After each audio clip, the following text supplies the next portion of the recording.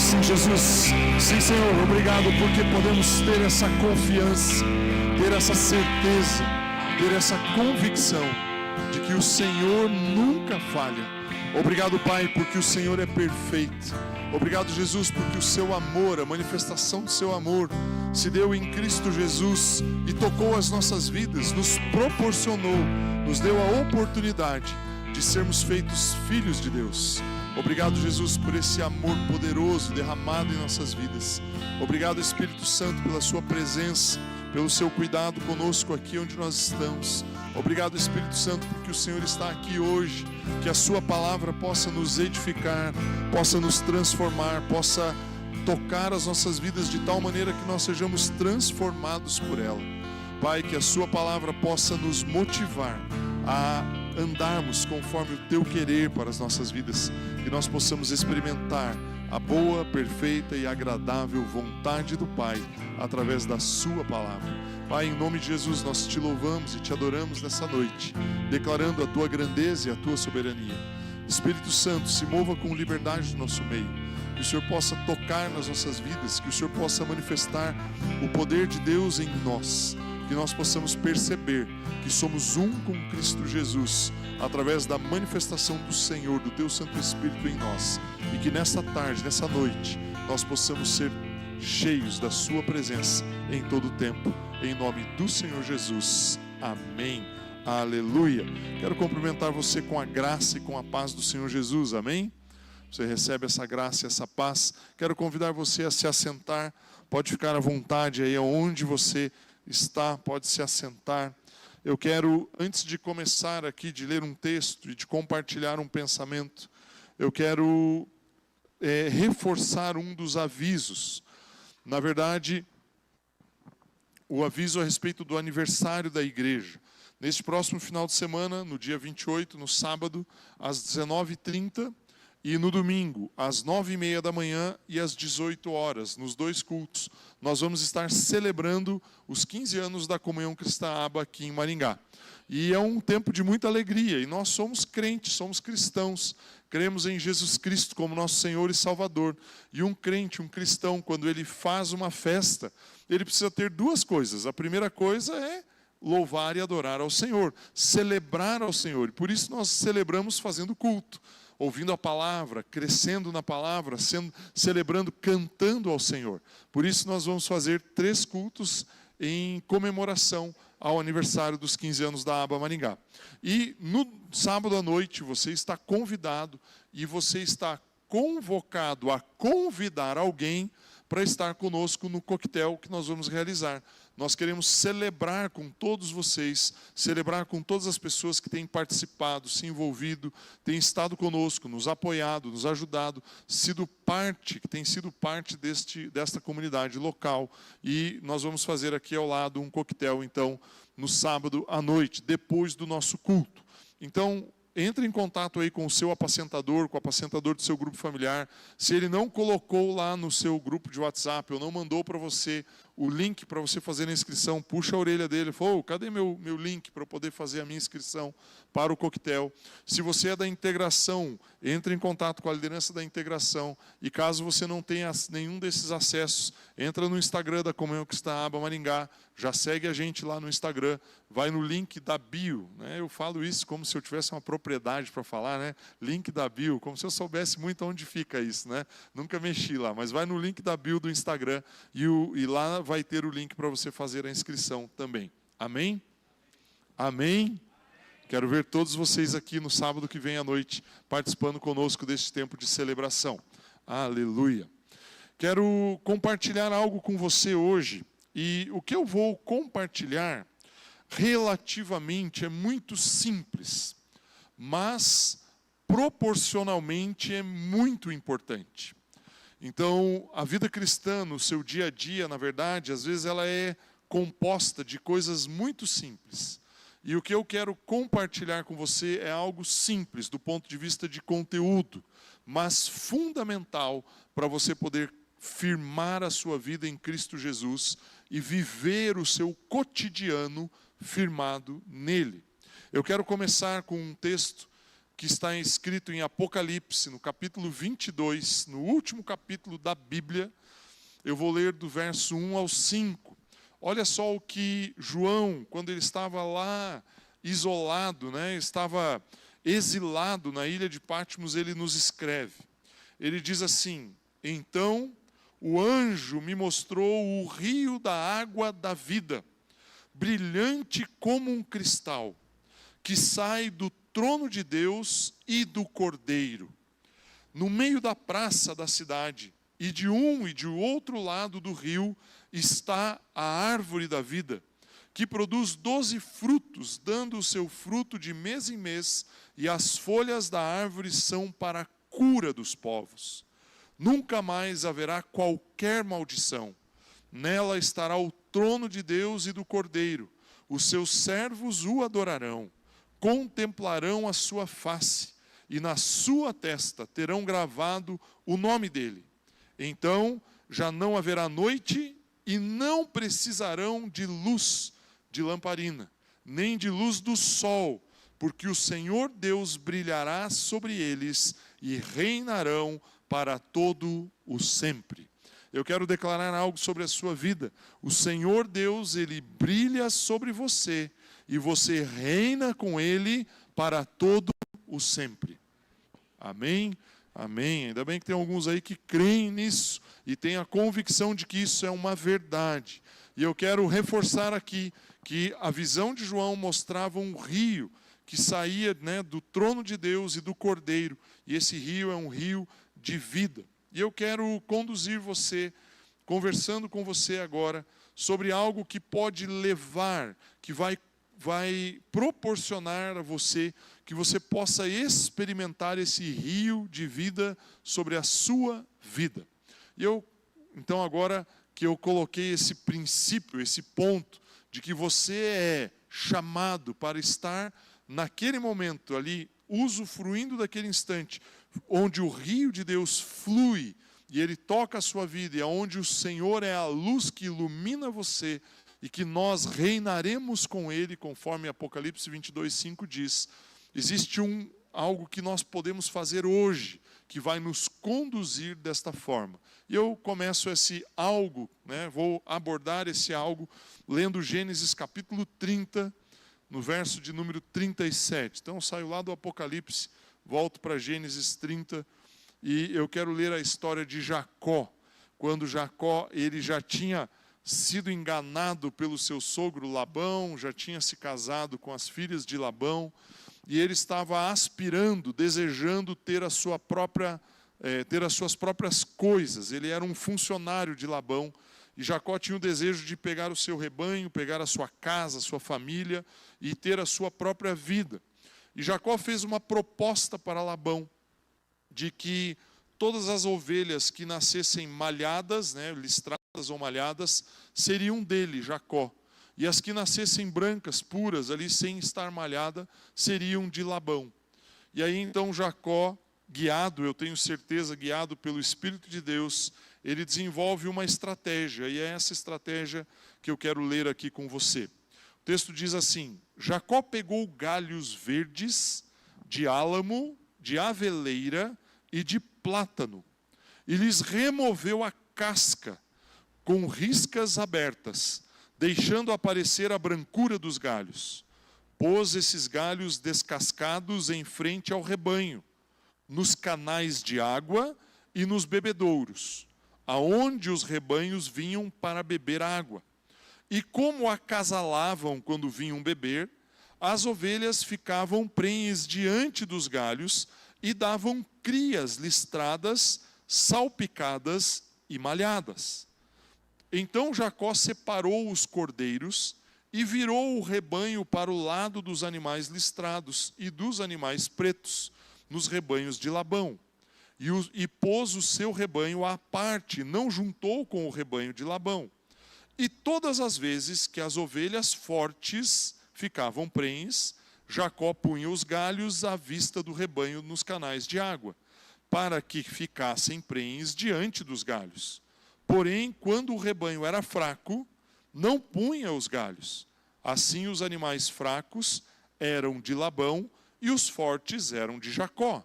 E o verso 43 diz, e o homem aqui é Jacó, se tornou mais e mais rico, teve muitos rebanhos, servas, servos, camelos e jumentos. Amém. Até aqui.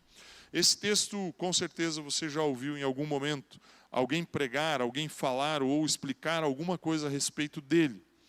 E o meu tema aqui é que nós, enquanto cristãos, a vida cristã, o cotidiano da vida cristã, ele precisa ser vivido quando nós colocamos os nossos olhos em um modelo, em uma estrutura onde nós vemos e falamos, olha, aqui é a forma, é a maneira como nós devemos viver. Aquilo que Jacó fez não tinha absolutamente nada de científico, nada de conhecimento técnico. Jacó não era um agrônomo, não era formado ali em agronomia ou em alguma ciência de conhecimento veterinário. Ele não tinha a menor noção tecnicamente do que ele estava fazendo.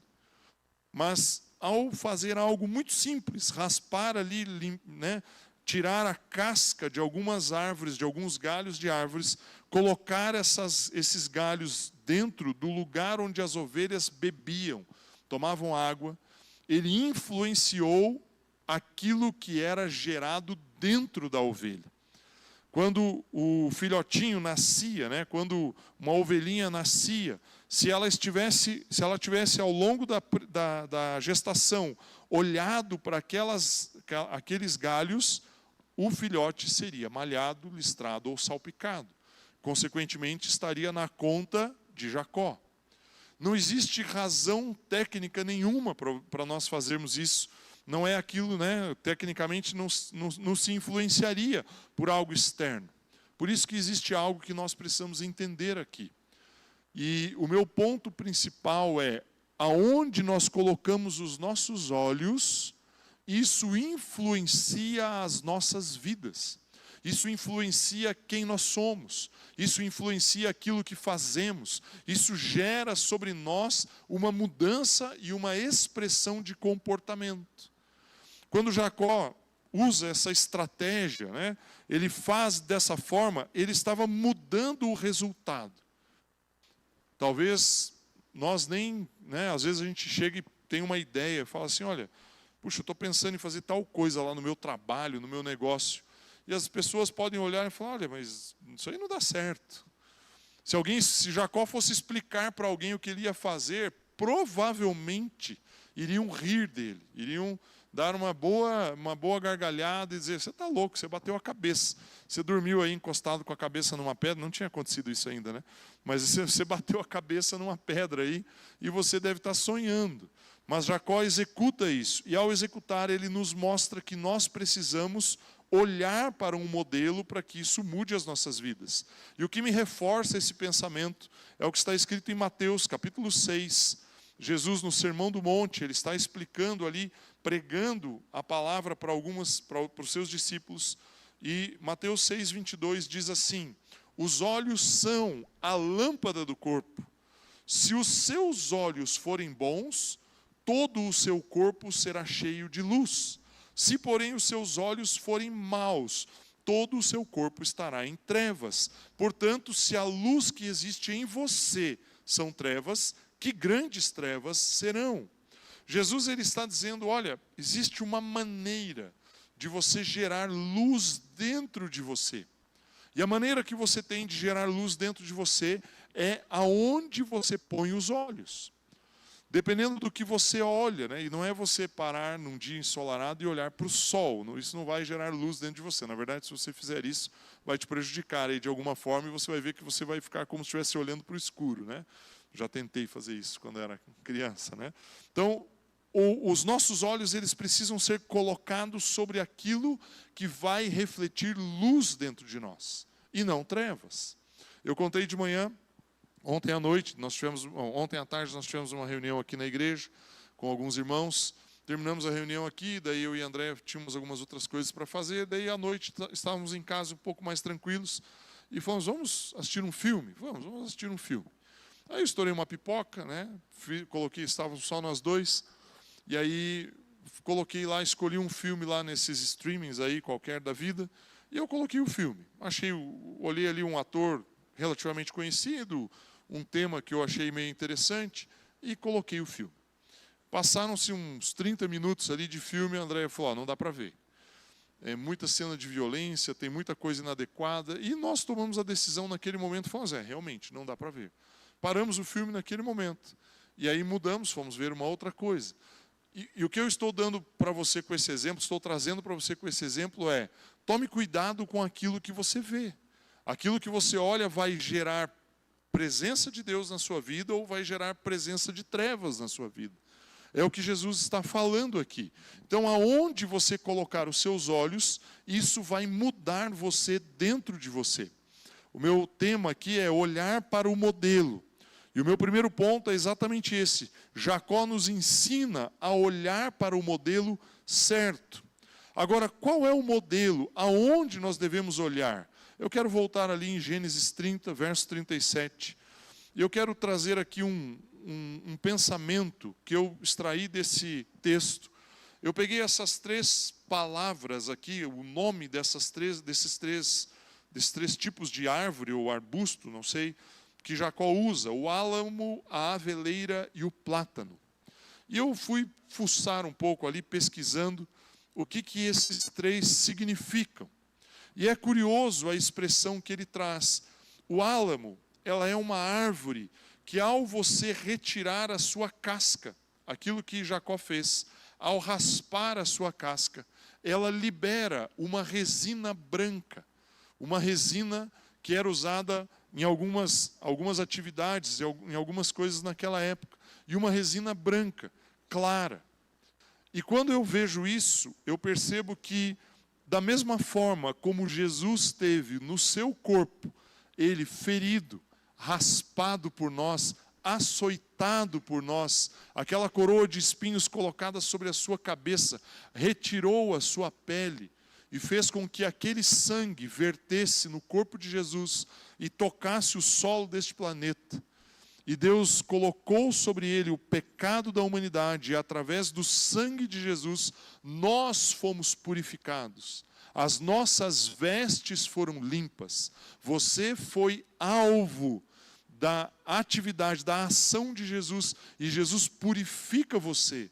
A mancha, o pecado que manchava a sua vida, foi levado sobre Cristo. E da mesma forma, quando Jacó raspou aquela aveleira, aquela resina branca que ela brota, ela simboliza a brancura que Jesus nos dá através do seu sangue, através do perdão dos pecados que nós recebemos. E é interessante porque, na sequência aqui, ele usa uma segunda árvore, ele fala da aveleira. A aveleira ou amendoeira era uma árvore usada quando eles raspavam e tiravam a seiva dessa árvore, eles produziam óleo. Era produzido óleo a partir da aveleira. E aí vem um segundo aspecto curioso. O óleo era usado para iluminar, para colocar ali numa lamparina, para talvez em alguém que estivesse com alguma ferida, para tratar as feridas das pessoas. Quando Jacó raspou a aveleira e brotou da seiva daquela aveleira óleo, aquelas ovelhas estavam olhando a brancura eu sempre troco esse nome da primeira aqui, do álamo, do álamo, e estavam vendo o óleo da aveleira. Da mesma maneira que o Espírito Santo é a luz, é o que nos ilumina. Jesus e vários textos bíblicos comparam o Espírito Santo ao óleo de uma lamparina. E o terceiro objeto, a terceira árvore que Jacó usa, o plátano, ela era uma árvore usada para um enfeite, era uma árvore usada para ornamento. Ela não tinha uma utilidade prática ali no alimento ou na produção de algo, mas ela era uma árvore bonita que embelezava o lugar onde ela estava colocada. E aí me vem à mente o texto em que Paulo diz que nós exalamos o bom perfume de Cristo. E aonde você está, a presença de Jesus está, você embeleza, você torna o ambiente onde você está mais bonito. Então, esses 3 elementos, eles me fazem pensar algo que quando nós olhamos para o modelo, qual é o modelo que nós devemos ver? E aquelas ovelhas, ao olharem para o álamo, para a aveleira e para o plátano, elas estavam vendo uma referência daquilo que Jesus seria.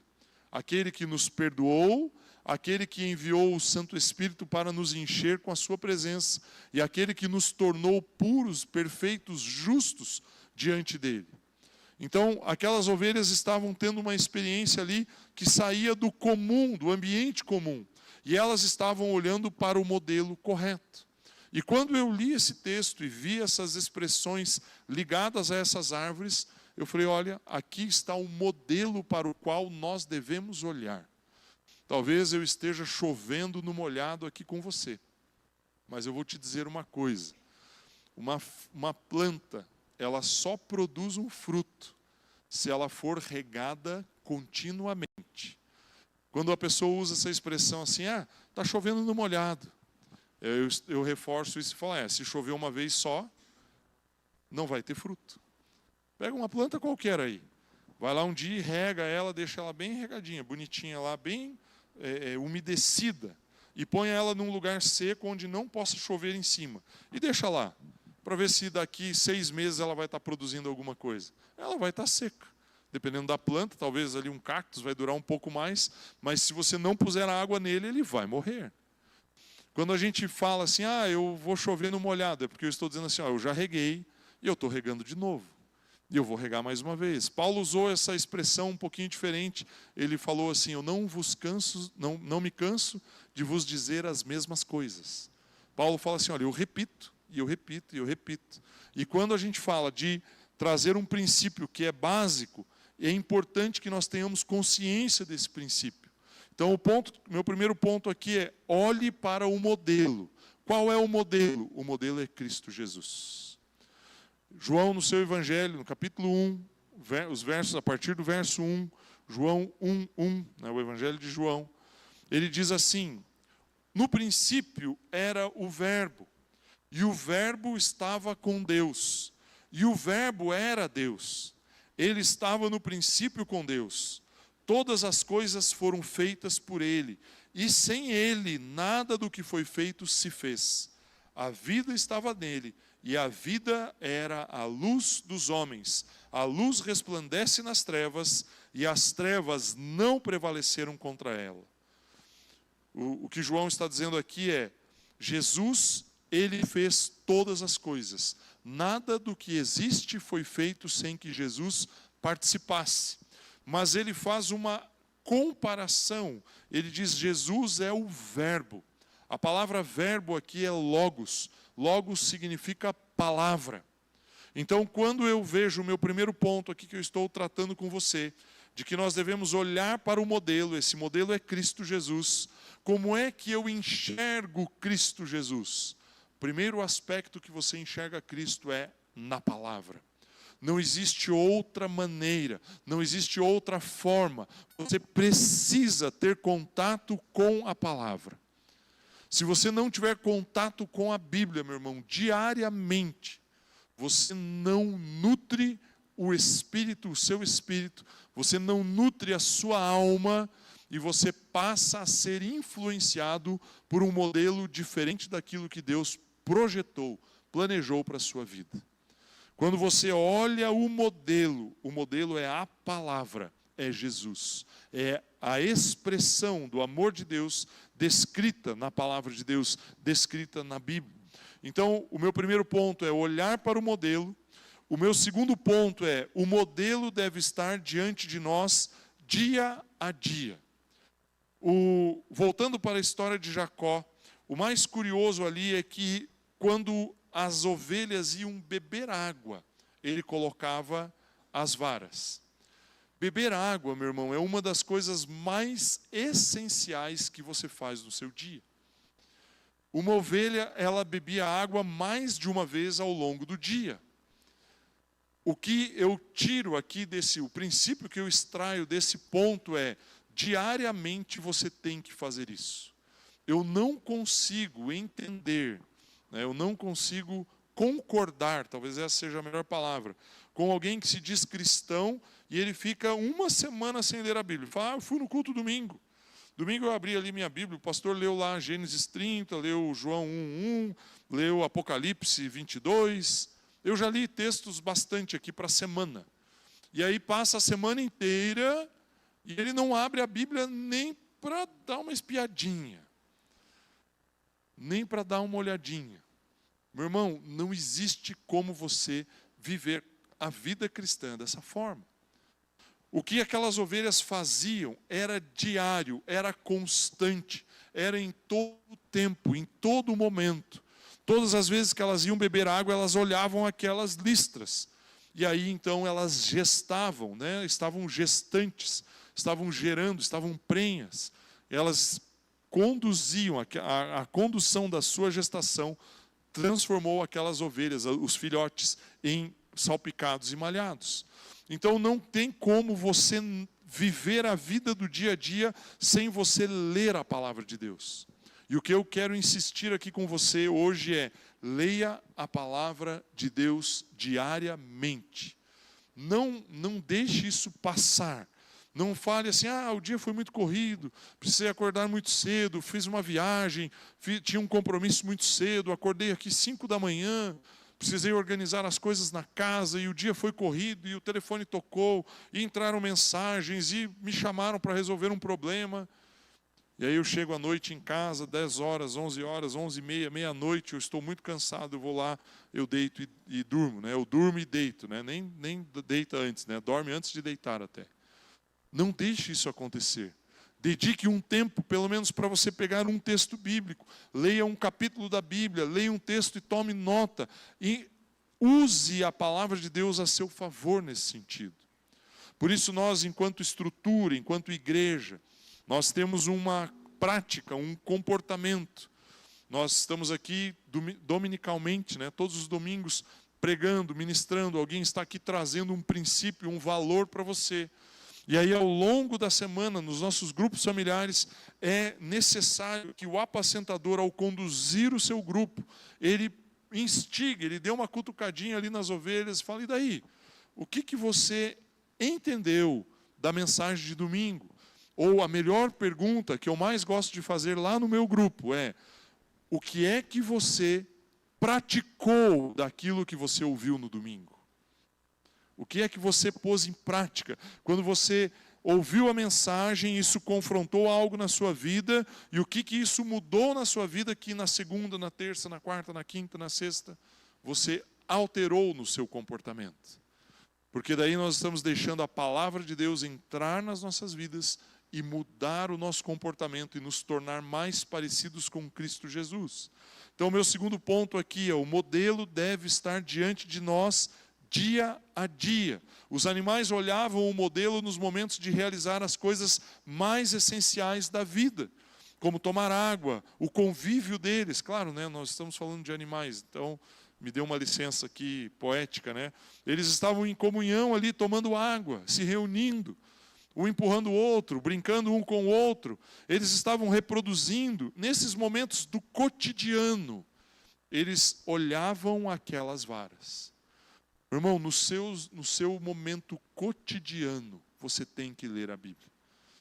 Eu, particularmente, o que eu mais gosto de fazer, o momento que eu mais me sinto confortável, é ao acordar, e eu organizo as minhas coisas ali, faço um café, preparo alguma coisa para comer, e neste momento, ou um pouquinho antes deste momento, eu leio a Bíblia. Eu dedico um tempo para ler. Às vezes o dia está muito apertado, pelo menos um capítulo eu leio.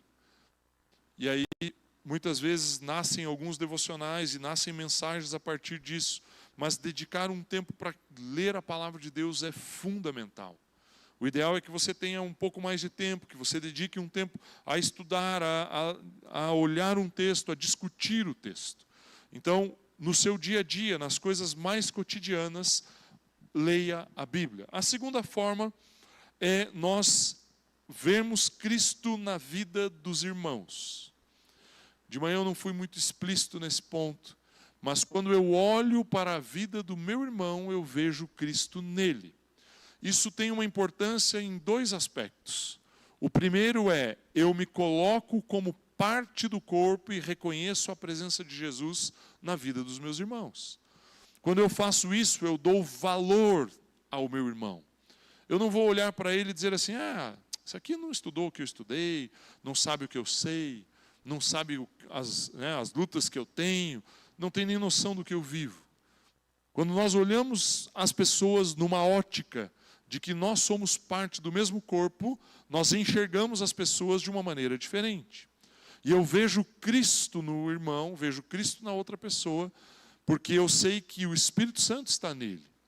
Paulo, que era um ser humano extremamente ousado, ele traz um princípio para nós. Olha só o que está escrito em 1 Coríntios, capítulo 4. Paulo, ele era tremendo assim, né, na maneira de escrever, os princípios que ele nos passou. 1 Coríntios 4, verso 16, já está aí na tela. Paulo diz assim, portanto, eu peço a vocês que sejam meus imitadores. Vamos lá, será que qualquer um de nós aqui teria a coragem, ou vou mudar a palavra, né, teria a ousadia de chegar para alguém e dizer assim, com relação à fé, seja meu imitador? E aí Paulo fala algo mais ainda, vamos ler o verso 17. Por esta causa, eu enviei até vocês Timóteo. Irmão, vamos parar um pouco aqui, vamos pensar um pouco juntos aqui. Venha comigo, pense assim. Paulo fala, seja meu imitador. Paulo está dizendo, olhe para mim, olhe a vida como eu vivo, e saiba que Cristo está em mim de tal forma que eu posso dizer que você precisa me imitar. E aí Paulo fala assim, por isso eu enviei Timóteo. Paulo tinha uma convicção tão grande, tão intensa, de que a presença de Cristo na vida dele, Paulo, influenciou Timóteo, que era um jovem, 16, 17 anos, influenciou Timóteo de tal maneira que ele fala, olha, eu estou enviando Timóteo, me imite, mas você está olhando Timóteo. Você entende o que eu estou dizendo aqui? Paulo sabia que Timóteo iria refletir aquilo que ele, Paulo, ensinou para Timóteo e que era o que ele tinha aprendido com Cristo. Aí o texto continua no verso 17. Eu vou ler do começo aqui o 17. Por esta causa eu enviei até vocês Timóteo, que é meu filho amado e fiel no Senhor, o qual fará com que vocês se lembrem dos meus caminhos em Cristo Jesus, como por toda parte ensino em cada igreja. Paulo está dizendo assim, me imite, olha para mim. Eu estou enviando Timóteo para que ele lembre vocês de como eu sigo a Cristo e como eu ensino em cada uma das igrejas. Então eu estou colocando aqui para vocês, eu coloquei 2 pontos. O primeiro é, nós precisamos olhar para um modelo. O segundo ponto é, o modelo ele vem das coisas do cotidiano. E eu trouxe 2 princípios dentro desses 2 pontos. A palavra de Deus é o modelo. E é o modelo mais importante. E o segundo ponto que eu estou colocando é, nós precisamos olhar uns para os outros e precisamos ver Cristo Jesus. Nós precisamos ter modelos. De manhã eu explorei um pouco mais e eu quero trazer isso para você também. Nós precisamos tomar um cuidado quando nós olhamos para os irmãos. Nós sabemos que nós, ainda, em algumas circunstâncias, em algumas situações, precisamos conquistar, alcançar, receber em nossas vidas uma vitória, conquistar algo de Cristo. A melhor palavra é, nós precisamos receber a herança de forma integral sobre as nossas vidas. Às vezes nós vemos irmãos amados, expoentes do ponto de vista da pregação, da palavra, da maneira de expor a palavra, e são muito fortes e muito usados em algumas frentes, na área da cura, na área da libertação, às vezes na área do ensino, em profecias, mas são irmãos que precisam do corpo e não são perfeitos em si. Então quando eu falo, olhe para o irmão, tome cuidado de guardar essas circunstâncias. Não tinha nem programado, mas vou dar um exemplo aqui. No ano de 97, tem bastante tempo, né? Eu tinha uns 20 quilos a menos e uns bons cabelos a mais, né, na minha cabeça. Quase 30 anos atrás, eu e André, antes de nós chegarmos na aba, de conhecermos a aba, nós frequentamos uma igreja. E permanecemos nessa igreja por aproximadamente 2 anos e pouco. E era um ambiente muito curioso e interessante. E nós aprendemos muito ali o que nós não devemos fazer numa igreja. Então ali foi um ambiente de aprendizado. O aprendizado do negativo, do não fazer. E uma das coisas que mais me chocou naquele lugar, e com alguns irmãos aqui eu já compartilhei, é que a liderança, a pessoa, o responsável por aquele ministério, o pastor principal daquele ministério, ele tinha uma unção, uma graça de Deus com o ministério de cura e de libertação. Nós chegamos até aquele lugar porque uma pessoa muito próxima nossa, amiga nossa mesmo, de convívio de época de faculdade, da Andréia, da irmã dela, foi curada de uma doença totalmente impossível. Ela estava na fila do transplante de fígado. E ao ser ali ministrada, ao frequentar os cultos, ao participar daquela igreja, ela teve uma cura extraordinária. Os médicos não entenderam o que aconteceu. E aí nós nos aproximamos desse ministério, experimentamos libertação e cura nas nossas vidas. Só que quando nós olhávamos o todo daquele ministério, era completamente mal administrado, tinham muitas coisas erradas sendo feitas ali do ponto de vista da gestão, da administração. E aí eu ficava olhando e muitas vezes eu punha a mão na cabeça e falava, Deus, eu não consigo entender. Como é que pode haver tanta manifestação de Deus e haver tanta coisa errada, tanto problema, tanto descaso, tantas circunstâncias? E aí, assim, o que me consola é ler a carta de Coríntios, né? Quando Paulo escreve à igreja de Corinto, que a carta aos Coríntios diz que não havia falta de dons, ou seja, todos os dons estavam expressos na igreja de Corinto. Mas ali havia prostituição, havia um monte de rolo, idolatria, havia um monte de confusão. Então, eu vejo que Deus ele é sábio quando ele faz essas coisas. Mas o que eu estou enfocando aqui para você é, quando nós olhamos Cristo na vida de alguém, nós precisamos ter cuidado com isso. E eu falo cuidado porque é muito comum você ver cristãos falando assim, eu vou lá naquela igreja, porque lá tem uma irmãzinha, ou tem um irmão que profetiza. E aí as pessoas começam a correr atrás dessas coisas. Eu vou fazer tal coisa porque agora está todo mundo fazendo esse projeto, essa frente aqui está subindo a montanha, descendo a montanha, está andando por esses lugares aqui, são eventos e momentos e movimentos que são movimentos que em si eles vão se acabar em algum momento, mas não são o corpo de Cristo, não são a igreja, não são a reunião com o propósito de trazer edificação, construção, transformação, mudança, consistência, evangelização, não estão conectados à igreja de Cristo Jesus. Então tome cuidado com essas expressões, onde nós olhamos para as pessoas, falamos, não, ali aquela pessoa, ela falou, olha, usou uma expressão, até ela falou, assim diz o Senhor. E aí você precisa voltar para o meu aspecto inicial aqui de princípio. A palavra é o modelo. Então, tudo que você ouvir de testemunho, tudo que você ouvir de profecia, tudo que você ver em um movimento, você precisa vir para a palavra e confrontar com a palavra. E olhar e dizer assim, Pai, o que eu estou ouvindo aqui está alinhado com o que o Senhor declarou na sua palavra. Meu irmão, a Bíblia ela foi escrita ao longo de quase 4.000 anos. São 66 livros.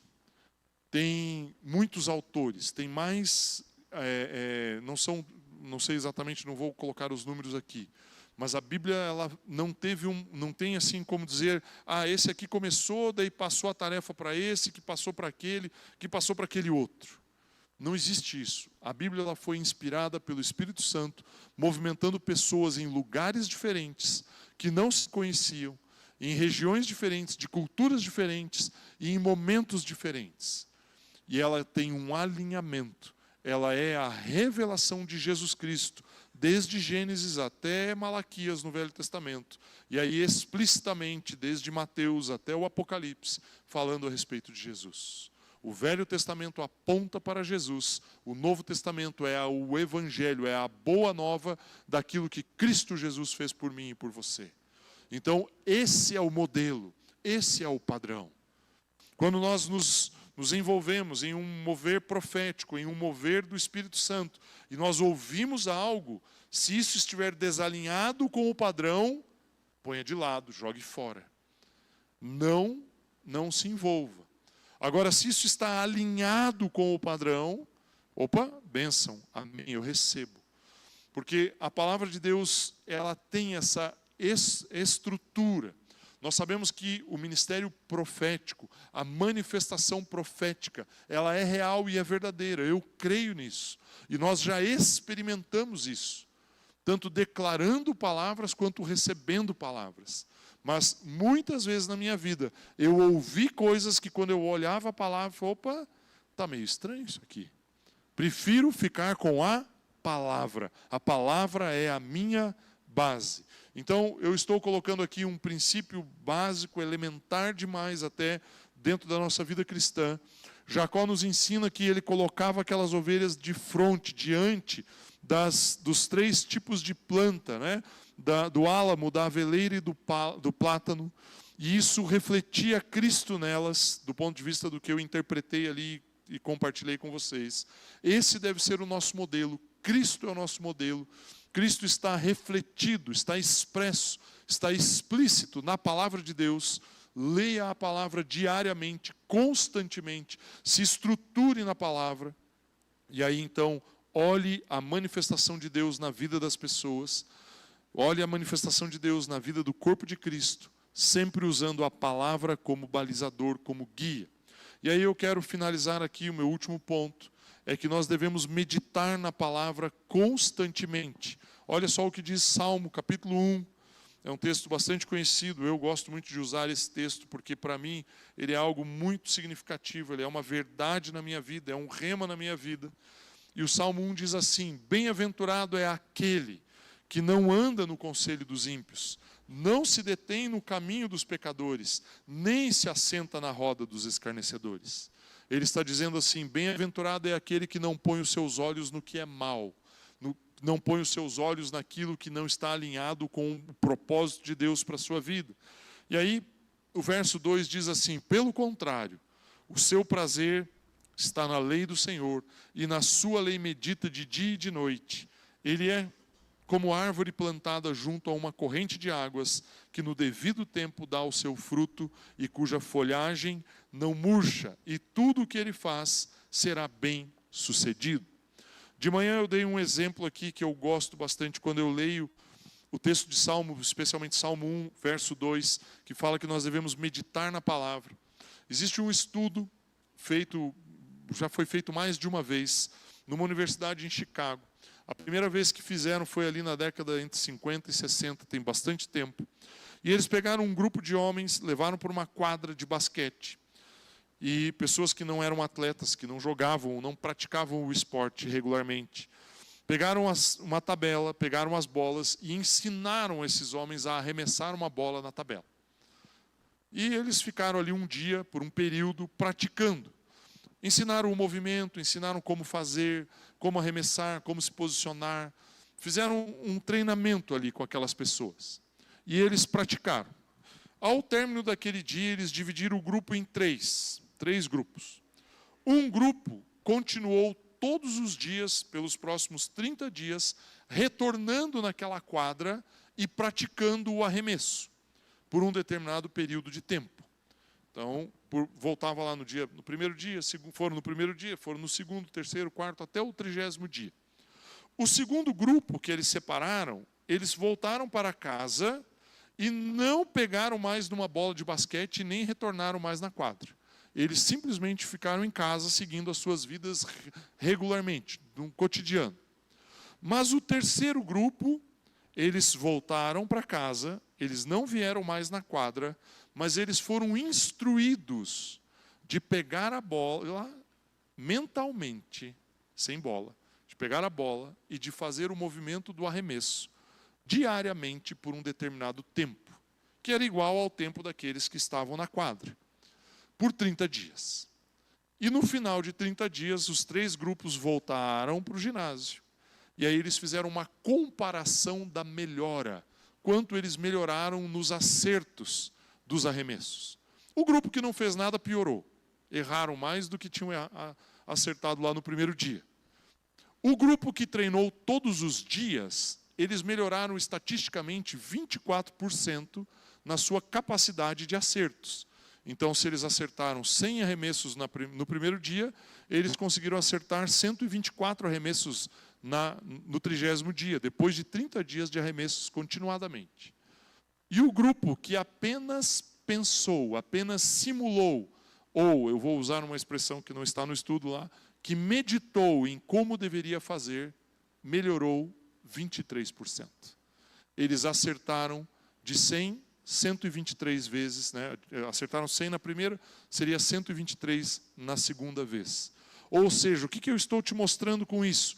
Aquilo que você mentaliza, aquilo que você põe no seu coração, aquilo que você gasta tempo, durante o dia, você lê o texto e você fala: Pai, obrigado, porque eu sou como uma árvore plantada junto ao ribeiro de águas.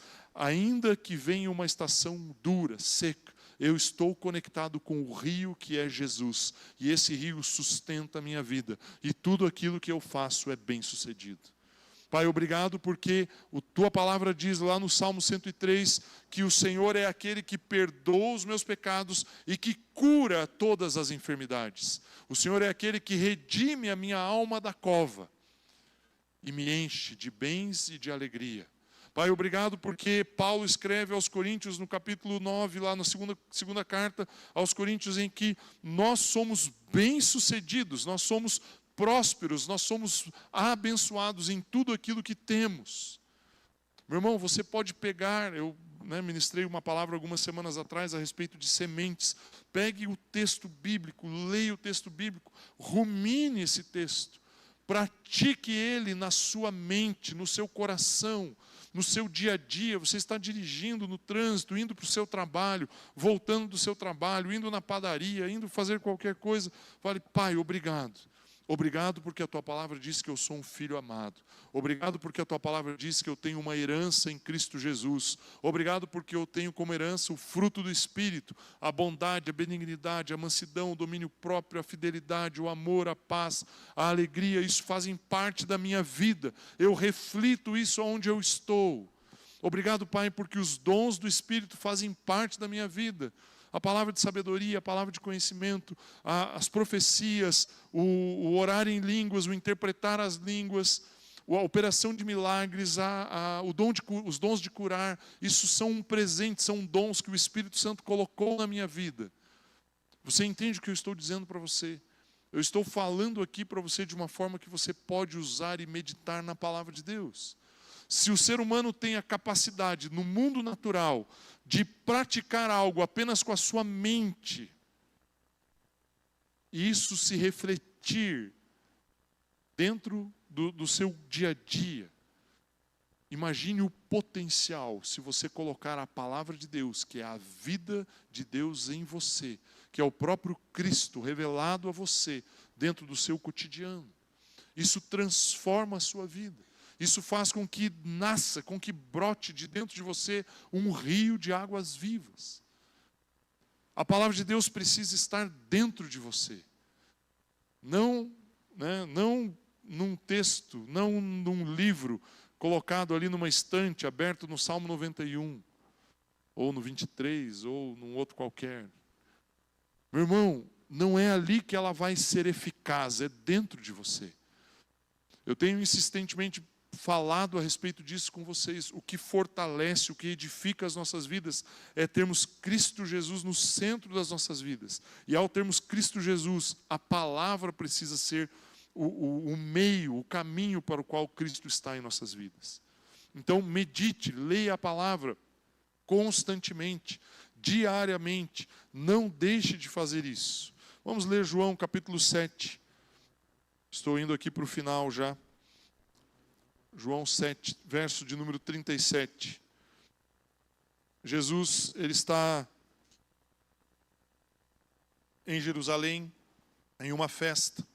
E aí então o texto diz assim: no último dia, o grande dia da festa, Jesus se levantou e disse em voz alta: se alguém tem sede, venha a mim e beba. Quem crer em mim, como diz a Escritura, do seu interior fluirão rios de água viva. Jesus estava citando um texto de Isaías 58. Jesus, ele levanta no meio da festa e fala: se alguém tem sede, venha a mim e beba. Meu irmão, aqueles animais tinham sede, e eles iam para o bebedouro e eles olhavam a Cristo Jesus ali, e eles reproduziam aquilo que eles estavam vendo. Quando você dedica tempo dos seus olhos para ver aquilo que é inadequado, aquilo que é ruim, aquilo que não é bom, você gasta tempo com a televisão, com notícias, você gasta tempo com, sei lá, novela ou outra coisa qualquer, que tem princípios e valores desalinhados com a palavra de Deus, que tem princípios e valores tortos, inspirados pelo inferno. Aí então você está colocando a sua vida neste caminho. Por isso Jesus, em Mateus 6, diz que os nossos olhos são a luz, a lâmpada do nosso corpo. E se os nossos olhos estiverem colocados nas trevas, grandes trevas surgirão sobre nós. E aí então, Jesus, ele finaliza o texto aqui, né? Quem crer em mim, como diz a Escritura, do seu interior fluirão rios de água viva. E Jesus tem propriedade para falar isso. Porque eu comecei aqui com Apocalipse 22, 1, que diz que do trono de Deus e do Cordeiro existe um rio de água viva que brota do Cordeiro, e ele é derramado sobre a cidade santa, ele vem sobre as nossas vidas. E o texto diz que aonde esse rio passa, há cura sobre todos os povos, não há maldição que possa ser colocada, não há estrutura que possa impedir o mover deste rio. Este rio ele está disponível para mim e para você. Este rio é o próprio poder do Espírito Santo fluindo em nós. Mas nós precisamos alimentar as nossas vidas com o modelo correto. E o modelo correto é Cristo Jesus. Os nossos olhos precisam estar nele. Se os nossos olhos não estiverem nele, se os nossos olhos não estiverem colocados nele, nós não temos como ver esse rio fluir das nossas vidas. Olhe mais uma vez, e eu quero ler para finalizar aqui, o texto de Apocalipse, capítulo 22. Quero convidar você a ficar em pé. E nós vamos ler esse texto, Apocalipse 22, a partir do verso de número 1. João escreve assim: então o anjo me mostrou o rio da água da vida, brilhante como cristal, que sai do trono de Deus e do Cordeiro. No meio da praça da cidade, de um e de outro lado do rio, está a árvore da vida, que produz 12 frutos, dando o seu fruto de mês em mês. As folhas da árvore são para a cura dos povos. Meu irmão, você é o foco, você é o objeto que é tocado por esse rio, através do poder de Deus na sua vida, através daquilo que Cristo Jesus fez lá na cruz do Calvário, através do gesto que você tem de colocar Cristo no centro da sua vida. E aí o verso 3 diz assim: nunca mais haverá qualquer maldição. Nela estará o trono de Deus e do Cordeiro. Os seus servos o adorarão, contemplarão a sua face, e na sua testa terão gravado o nome dele. Então já não haverá noite e não precisarão de luz de lamparina, nem da luz do sol, porque o Senhor Deus brilhará sobre eles e reinarão para todo o sempre. Meu irmão, existe uma luz que brilha sobre a sua vida. Essa luz é Cristo Jesus. Ele é a luz do mundo. Eu costumo falar isso, eu uso uma analogia, um pensamento aqui. Nós somos como a lua. A lua é uma massa, uma pedra, um bloco de não sei que material que ela é composta exatamente, mas ela não tem vida em si mesma. Ela não tem luz própria. Mas muitas vezes à noite nós olhamos para ela e ela está brilhando, forte, né, bonita. Na verdade, aquele brilho é simplesmente o reflexo do sol da justiça. Jesus é o nosso sol da justiça. Ele nos justificou, a luz dele é projetada sobre nossas vidas. Nós refletimos a luz que ele colocou em nós. Ele é o centro, ele é o foco, ele é o alvo. Então, meu papel, meu propósito hoje aqui, meu objetivo hoje aqui, é que você saia deste lugar com uma verdade que você já sabe, mas que isso tira um pouco da poeira dessa verdade da sua vida e pegue essa verdade e torne ela algo real no seu dia a dia. Leia a palavra de Deus. Deixe que a palavra de Deus lave você, limpe você, purifique você. Faça com que a palavra de Deus toque na sua vida, transforme você, e você vai poder usufruir do brilho deste sol, desse brilho, dessa luz, e você vai reinar para todo sempre com Cristo Jesus, porque Ele liberou sobre você a luz dele. Você está iluminado, você está justificado, santificado por aquilo que Ele fez. Amém? Você recebe essa palavra hoje no seu coração, que você possa usufruir disso. Espero que amanhã, você que é apacentador, converse com o seu grupo, leia a palavra de Deus com o seu grupo, medite naquilo que foi declarado com o seu grupo, e que você possa instigar as pessoas que estão com você a lerem a palavra de Deus constantemente. Amém? Feche seus olhos. Pai, nós queremos te adorar neste momento, declarando a grandeza do seu poder. Pai, obrigado porque Cristo Jesus é o sol da justiça. Ele brilhou sobre todas as trevas, e não há trevas que possam vencer o brilho que Jesus reflete. Obrigado, Jesus, pelo seu amor derramado em nossas vidas. E hoje, Pai, eu quero te pedir algo. Se existe alguém que tem sofrido de alguma maneira, com algum tipo de maldição, se existe algo que está afligindo a vida dos meus irmãos aqui, a tua palavra nos diz que por estarmos em Cristo Jesus, nós somos herdeiros de Deus, estamos libertos da obra das trevas. Pai, em nome de Jesus, eu quero declarar: essa maldição está quebrada sobre a sua vida hoje. Talvez alguém no passado declarou algo contra a sua vida, trazendo um peso, trazendo um confronto, impondo algo das trevas em você. E em nome de Jesus, hoje eu declaro que isso está quebrado. Não há poder das trevas que possa sobrepor a luz de Jesus brilhando em você. Em nome de Jesus. Se existe alguma enfermidade, alguma doença que está afligindo o seu coração, eu quero declarar agora sobre a sua vida cura, saúde, libertação completa no seu físico e na sua alma, em nome do Senhor Jesus. Obrigado, Pai, porque estamos em Cristo Jesus e Ele é poderoso para transformar as nossas vidas. Mas, Pai, eu quero declarar que nós seremos sustentados e alimentados pela Tua palavra, e que o Senhor nos fortaleça a cada dia, em nome do Senhor Jesus. Obrigado, Pai, pela Tua palavra, obrigado pela graça e favor derramado sobre nós. Eu declaro que essa semana será uma semana cheia da Sua presença, uma semana onde nós vamos experimentar a graça de Deus Pai, a graça poderosa dEle, vamos experimentar o amor de Cristo Jesus sobre nós, nós vamos experimentar a comunhão com o Espírito Santo em todo o tempo na nossa vida, em nome do Senhor Jesus. Amém. Vamos louvar e adorar a Ele. Ele é digno de